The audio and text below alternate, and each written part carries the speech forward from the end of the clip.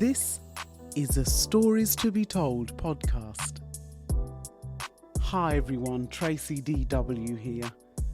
What a momentous past few days this has been. Here in the UK, working from home is no longer an option. Vaccine certification has been scrapped and face masks have been deemed as optional or completely unnecessary. What a difference a day makes. Here we are in the UK on the brink of some sense of normality. It's the middle of January. I hope you're safe, you're well, feeling blessed, and getting into the swing of 2022. So, I'm going to kick off with my podcast, the second podcast of the year, and I think it is the 10th podcast of season 2. So let's get on with the podcasting. Okay, so in this podcast episode, I'm going to take a look at a topic that I have found intriguing ever since the start of my learning journey several years ago about the British Empire. I discovered this topic when I began to learn more about England's early encounter with the Caribbean and wrote about this topic in my second published title, Caribbean Rush. Every time I tried to feature it as a podcast episode, another topic would present itself as a priority, whether it was on a subject that was trending or a commemorative event, such as my last episode, Wind of Change, Adjusting the Sails. If you haven't listened to that episode, then I suggest you do straight after listening to this episode. But I'm pleased to say that finally, I've come to it at last.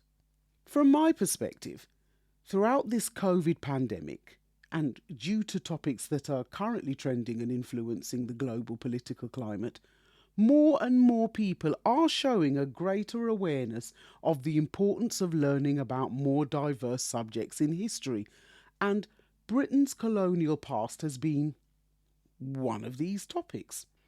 There has been an increasing spotlight on Scotland's involvement in the colonial trades, especially during the 18th century and early 19th century, 1700 to 1815. You would be forgiven if you thought that Scotland's trading activities with the Americas, Africa and Europe were relatively overlooked within the grand scheme of things. A possible reason for this could be that we often perceive Scotland as synonymous with the name Britain, and so much of the narrative about the slave trade, colonisation and the Industrial Revolution has focused around England and the ports of London, Liverpool and Bristol. However, Scotland had as much involvement in the colonial trades as England, and the story of Scotland's trading activities throughout the 1700s, how it came about and why it expanded so rapidly, was not due to successful invasion of foreign territory. Oh no. It was quite the opposite. It was the result of a failed attempt at creating their own colony in Central America. This is known today as the Scottish Darien Project. What was the Scottish Darien Project? Let's get into some core knowledge.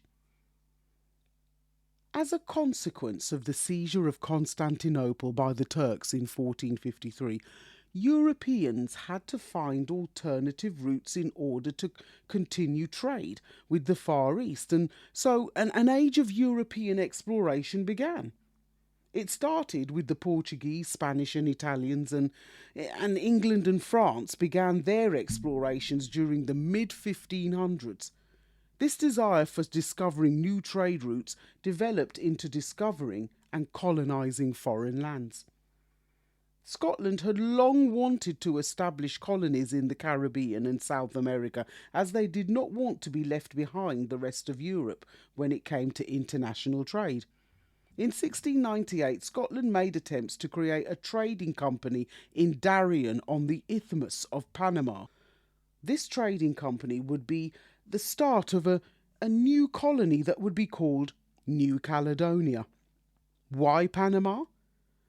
Panama had been identified because of its strategic location, and Scotland had ambitions to build a canal to act as a gateway from the Caribbean Sea to the Pacific Ocean and form trading routes into North and South American markets, as well as the Far East. It was a truly ambitious project for the Scottish, but its failure lay in their naivety, who, at the time, were less seasoned at exploration and maritime combat than the English. There was no possible way of outmanoeuvring the Spanish, who dominated South American territory, and the reality of setting up a trading company, let alone a colony, would have been hampered by the fact that much of the targeted area was nothing more than malarial-infested swampland. By 1700, Scotland had to admit that its colonial aspirations had been trashed and surrendered the area of land to the Spanish. However, subsequent events conspired to produce a professional marriage with England that turned Scotland's trash into a treasure of successes. This manifested in the west of Scotland, and particularly in Glasgow, which in a short space of 6 decades morphed from a trading port into a major industrial complex that rivaled that of anywhere in Britain. What professional marriage am I referring to? There are several reasons why the Scottish Darien Project is historically significant. First and foremost, it preempted the 1707 Act of Union, which brought about the formal unification of Scotland and England to form Great Britain, together with Wales.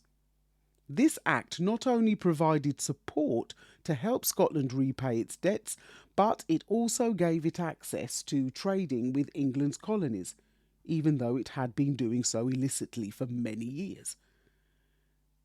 This is significant as many of us, including myself, were taught history at school under the assertion that it was on the death of Queen Elizabeth I in 1603 and her cousin, James VI of Scotland, whose ascension to the English throne as James I, marked the union between the two countries.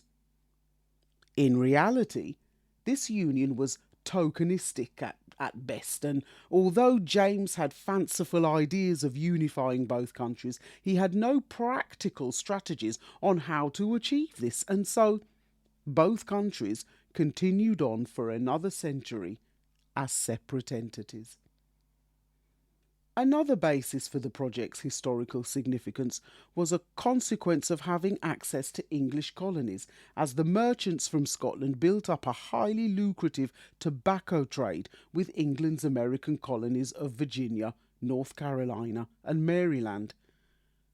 The merchants also secured exclusive access to trading tobacco with the French colonies, and so both these factors worked together to build the wealth of an elite group of merchants that have become known as the Tobacco Lords. These tobacco lords were so ruthless in their capitalist pursuits that their practice of providing cheap but risky loans to tobacco plantation owners while forcing them to sell their crops for well below production price was one of many factors that caused the American colonies to become resentful of Mother England's taxation policies.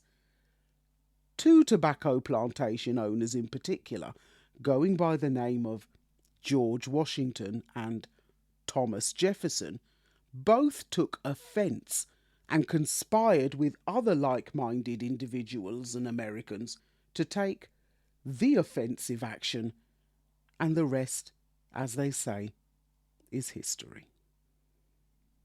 What was even more intriguing was learning about how their colonial trading activities caused the west of Scotland, and more specifically Glasgow, to undergo an economic transformation, especially between the period of 1710 to 1760. They may not have had the formidable military maritime force that England had, but Glasgow was strategically located on the River Clyde and its ships were specifically built for transatlantic crossings. And the shrewd activities of these tobacco lords also ensured that Glasgow felt the benefits of the Industrial Revolution for many years to come. So, what were the key characteristics of Glasgow's economic expansion? And what sources could we look at to help us on our learning journey? There are plenty of primary resources to help us if we want to learn more, such as newspaper articles, court records, business registrations and contracts, and the registration of deeds to estates. And what was the economic impact on Glasgow and the western region of Scotland? After 1707, the number of manufacturing plants grew rapidly and tripled in number between 1730 and the 1760s. Tobacco trading became so popular that it overwhelmed everything else. By the mid-18th century, tobacco accounted for around half of Scotland's imports and exports.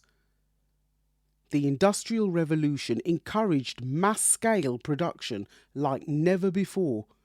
2 out of the 3 ironworks in Scotland were situated in Glasgow, and the port became a European centre for textile production and also coal mining. These merchants also monopolised rope making and glassware. However, towards the 1770s and 1780s, cotton and sugar were cash crops that grew in popularity, but these tobacco lords were able to adapt, some becoming sugar kings, as they were able to re-establish trade with the colonies after the American Revolution as early as the mid-1780s. Almost 200 merchants who were trading in Glasgow during the 1700s had shares and holdings in multiple companies. One merchant had as many as 17 companies that he had shares in, and many acquired vast fortunes. 3 merchants rose head and shoulders above the rest: Andrew Cochrane, James Dunlop, and John Glassford. These and several other merchants became an elite class of people, establishing an aristocratic society, and built mansions that still remain today in the corner of Glasgow City, now referred to as the Merchant City. Many of these buildings have become a legacy, a national treasure to the arts, culture and commerce, becoming famed places such as St Andrew's Parish Church, the Glasgow City Chambers, the Gallery of Modern Art and the City Youth Theatre, as well as the location of the former Royal Exchange. Before I come to the end of my podcast, as you know, I always like to leave you with some questions for further thought and discussion. What were the strategies that the tobacco lords introduced into banking and finance that enabled them to profit so extensively from colonial trade? Should the political class who benefited from the wealth of their ancestors pay some form of reparation to today's African American and African Caribbean descendants? What has the Scottish Government done to compensate for its involvement in the colonial trade? And what other landmarks and buildings in Scotland serve as a legacy to this period in the country's history?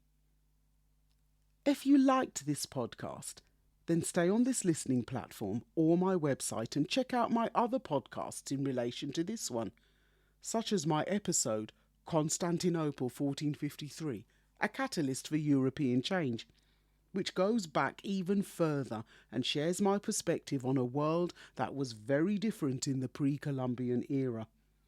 Also, the episode Colonialism on Your Doorstep, where I advocate learning about our colonial past by using your own local environment as a starting point, and focus on the importance of using historical inquiry and historical sources.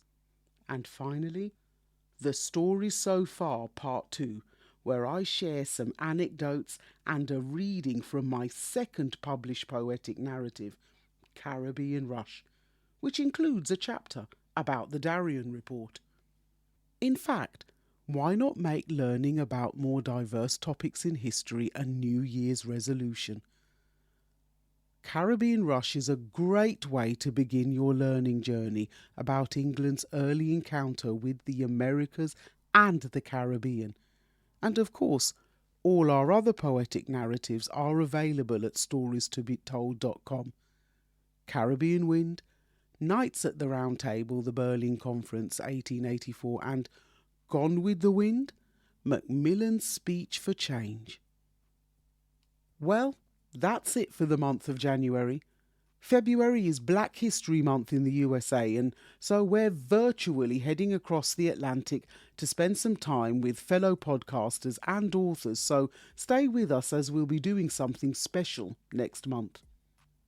Don't forget to like, follow and share us on social media, and thank you so much for continuing to support these podcasts.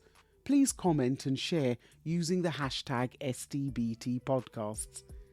And as always, it is a pleasure and a privilege to share my learning journey with you in this podcast, and I encourage you to either begin or continue your own learning journey. History is a matter of fact or perspective. Thanks so much for listening, and I'll see you on the next page. Bye-bye for now.